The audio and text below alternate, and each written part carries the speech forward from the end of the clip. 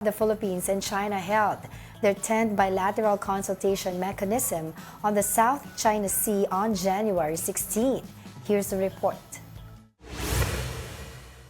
Foreign Affairs Undersecretary Theresa Lazaro led the Philippine delegation during the bilateral consultation meeting with China in Xiamen. She described the discussions with Chinese Vice Foreign Minister Shen Xiaodong as frank and constructive. During the meeting, both countries agreed to continue their provisional understanding regarding rotation and reprovisioning or raw emissions to BRP Sierra Madre in Ayungin Shoal. The Philippines also raised concerns about the presence of the Chinese Coast Guard's so-called monster ship near Zambales.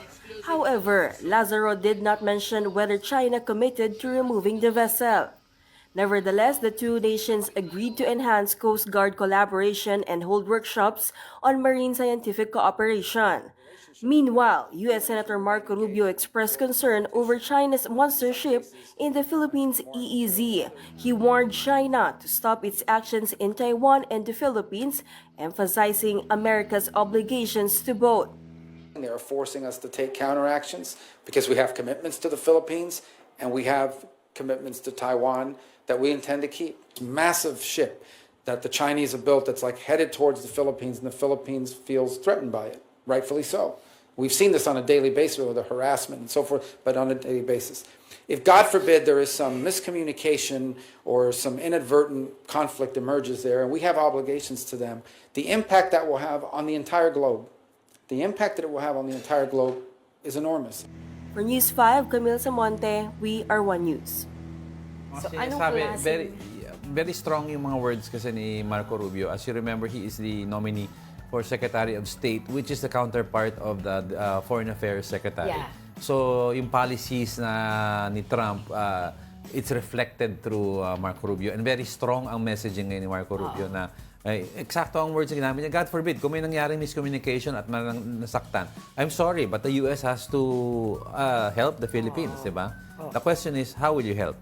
Yun. Tsaka, explain din nila sa atin, itong sinasabi nilang China and PH agree to continue raw mission, di ba?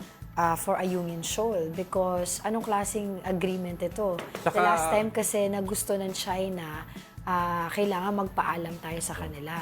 So, meron bang ganong kasunduan that we need to make paalam again? Gusto ko rin i-clarify yung statement na sabihin nila mag-workshop ang China and Philippine Coast Guard together.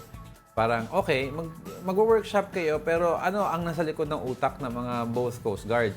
Sino ang may sakop talaga sa area na yan? Is it South China Sea? To be able to follow a certain West rule, Philippine dapat Sea? merong mangunguna para dun sa rule. Parang, di ba, dalawang pamilya nag-aaway sa isang bahay. Sabihin ng pamilya A, akin yan. Sabihin ng pamilya B, akin yan. O, teka lang, mag-workshop muna tayo. Di ba? Paano tayo magtulungan? Pero, kayo ng bahay nga ito. Oo. Diba? Yun ang tanong doon. Yun ang tanong doon. Kasi yun nga kaya nga sinasabi ko, di ba? Continue nga, sige, continue. Pero baka mamaya, sa likod nitong continue na to, kailangan pa natin magpaalam. Saka hindi na, ang tawag nila, hindi na ninja moves ang ginagawa ng China by putting small boats in our area. Malaking barko na nilagay niya. They're saying, it's just like saying to the international community, hindi na kami nagtatago, amin ito. Oo. And then there's no also report, there's walang binabanggit, there's no mention of the monster ship. Kung tatanggalin ba nila to, diba? Aalisin ba nito o i-maintain nila to. I don't think na pag-usapan yun o hindi pa nila pinapalabas sa atin yung iba pang mga detalye. Pero kudos sa Coast Guard natin. Medyo yung dalawang boat na pinadala natin, yung Coast Guard vessels that are biggest in our fleet. Medyo somewhat, I would not say contain, but medyo nade-deter daw ng konti ang movement nitong monster ship because dalawa sila nandun. Yes. At saka, sorry, balikan ko lang yung sa Rory Mission. Dun sa Rory Mission, ano pa? Diba? Kasi baka mamaya, yun nga, pagkain lang yun, diba? Tapos mamaya sasabihin nila, construction materials na naman yan, tapos hindi nila papapayagan. Alright. They have to define it. Ayusin nila yung pag-uusap.